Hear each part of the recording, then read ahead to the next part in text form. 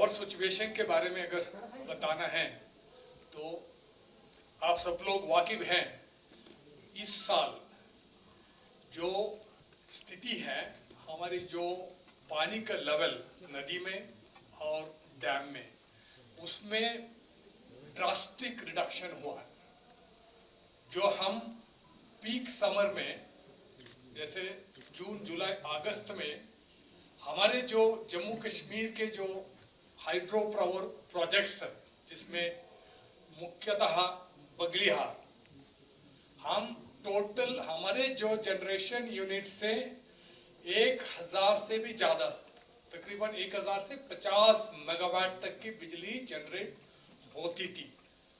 मगर सितंबर 15 और सितंबर एंड तक और अभी अक्टूबर में, सितंबर 15 तक वो तकरीबन 750 मेगावाट तक नीचे आ गई थी।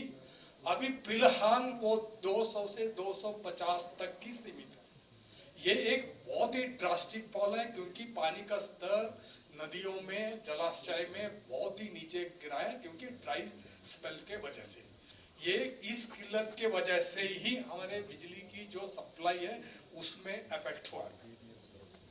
मैं अभी एक ओवरऑल सिचुएशन जम्मू कश्मीर की डिवीजन की जम्मू और कश्मीर डिवीजन के दोनों साथ में देना। फिलहाल अब हाल ही में हम कश्मीर डिवीजन में तकरीबन 1100 से 1200 मेगावाट की बिजली को सप्लाई कर रहे हैं, और जम्मू डिवीजन में 900 मेगावाट की बिजली को सप्लाई कर रहे हैं। ये अगर हम देखेंगे तो पिछले साल का जो तुलना में लगभग उसी स्तर पर हम मेंटेन कर रहे हैं। मगर जो बिजली की अवेलेबिलिटी हम देखेंगे, बिजली की अवेलेबिलिटी सिर्फ 1400 मेगावाट ही है, क्योंकि हमारे जो सेंट्रल जनरेटिंग स्टेशन एनएचपीसी है, एनटीपीसी है, दूसरे जो सेंट्रल जनरेटिंग स्टेशन के, और हमारी जो स्टेट जनरेटिंग स्टेशन पूरा मिला के हमारे पास बिजली की जो उपलब्धता है वो 1300 से 1400 मेगावाट ही है। जो हम सप्लाई कर रहे हैं 2100 मेगावाट दोनों डिवीजन को मिला के, जो बीच का गैप है 1400 मेगावाट से 2100 मेगावाट, तकरीबन 700 मेगावाट बिजली हम एक्सचेंज से, पावर एक्सचेंज से खरीद के दे रहे हैं। मैं आप लोगों का अवगत करना चाहता हूं, पावर एक्सचेंज में दाम बहुत ही ज्यादा है। ये दाम अभी फिलहाल इस टाइम में, इस जो वक्त में 5 रुपए से लेके 10 रुपए तक पहुंच रहा है, जो हमारी एवरेज रेट है पर डे की 7 रुपए पर यूनिट। मगर मैं आप लोगों को बताना चाहता हूं, जो बिजली हम लोगों को यहाँ के जो सप्लाई कर रहे हैं, जो बीपीएल का रेट है हमारा 1 रुपए 25 पैसा, जो उससे जो नेक्स्ट स्लैब है, जो 200 यूनिट तक का जो स्लैब है, 200 से जो 400 यूनिट तक का स्लैब है, हम 2 रुपए से 3 रुपए 80 पैसा तक हम लोग कलेक्ट करते हैं। ओवरऑल जो average billing rate, commercial industrial सब मिला के हम 4.5 रुपए में एवरेज बिलिंग रेट हमारी है। तो हम बिजली को सप्लाई करते हैं 4.5 में, हमें ये बिजली 7 रुपए एवरेज रुपए जो पर यूनिट खरीदनी पड़ रही है।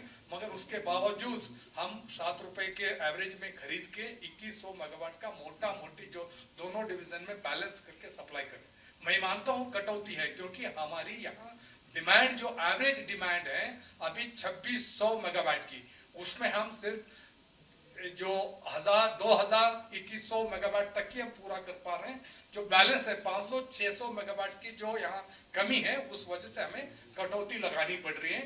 ये कटौती हम, जो मैं यही कहना चाहता हूँ कि हमने इसको जो निपटारा कर, क्योंकि पीक विंटर आने वाला है, हमारी जो डिमांड और बढ़ने वाली है, उसको सारा हम नजर रखते हुए, क्योंकि हम पीक विंटर में हमारे बाद में जो एक्सचेंज में भी पावर उपलब्धता नहीं होगी, तो उसके लिए हमने पुख्ता क्रम भी लिया है, उसका हमने स्टेप्स भी उठाए हैं। मैं ये कहना चाहता हूँ कि ये हमारे जो पहला स्टेप है कि हमने यूपी गवर्नमेंट के साथ बैंकिंग यानी एक्सचेंज बार्टर सिस्टम को हमने लास्ट ईयर भी किया था, इस साल भी 500 मेगावाट का अरेंजमेंट किया, उसका पावर फ्लो स्टार्ट हुआ है। मगर फिलहाल हमें तकरीबन 100-110 मेगावाट ही मिल रहा है। पीक विंटर में उसकी उपलब्धता बढ़ जाएगी। दूसरा स्टेप हमने भारत सरकार से रिक्वेस्ट करता, भारत सरकार हर साल, क्योंकि हमारी जो जनरेशन और कम है हो जाएगी तो उपलब्धता कम होती है। भारत सरकार ने पिछले साल भी हमें विंटर में एडिशनल कोटा दिया था, वो कोटा भी भारत सरकार ने एलोकेशन दिया, उसका फ्लो ऑलरेडी स्टार्ट हो चुका है। जैसा पीक विंटर बढ़ेगा उसका फ्लो बढ़ते जाएगा। अभी फिलहाल उन्होंने 1350 टोटल जो अवेलेबल फूल है उसमें हमें 56% स्टैगर्ड वे में 56 होगा, बाद में 78 होगा, पीक विंटर में 90% स्टैगर्ड वे में बढ़ते जाता है। सो तीसरा स्टेप हमने जो अभी जो 500 मेगावाट एनटीपीसी से एनटीपीसी नहीं, जो पीएफसीएल के द्वारा, पीएफसी जो भारत सरकार का उपक्रम है उसके द्वारा भारत सरकार की एक शक्ति पॉलिसी, नई पॉलिसी है, उस नए पॉलिसी के हिसाब से जो कोयला को एक ट्रांसपेरेंट वे से बिडिंग के द्वारा उसको अलोकेट किया जाएगा, जो जनरेटिंग स्टेशन को सारे इंडिया में, वहां से उस पावर को ये जो भारत सरकार के जो निर्धारित जो संस्था है पीएफसी, वो बिडिंग करके उन्होंने ट्रांसपेरेंट बिडिंग प्रोसेस को चालू करके पावर प्रोक्यूर किया है। वो 5 रुपए के आसपास पर यूनिट पावर मिलेगी। 500 मेगावाट के पीपीए के सारे बंदोबस्त ऑलरेडी हो चुके, वो अंतिम चरण पर है पीपीए एंटर करने की।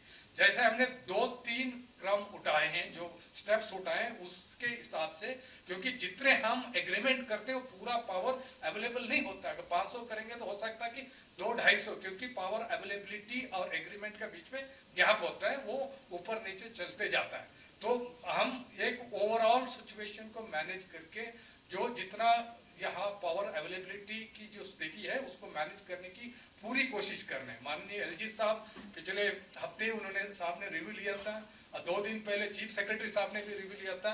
हम लोग पूरी तरह जो पावर के सिचुएशन को मैनेज करने के लिए और आने वाले विंटर को उसकी जो डिस्ट्रेस को उसको मैनेज करने के लिए हम लोग पूरी कोशिश में लगे हैं। और मैं confident that we will be able to manage this situation जैसा हमने पिछले साल मैनेज किया था। मैं उतना तो हम जरूर मेंटेन करेंगे, उसे थोड़ा सा बेहतर करने की कोशिश हमारी पूरी है। Thank you very much.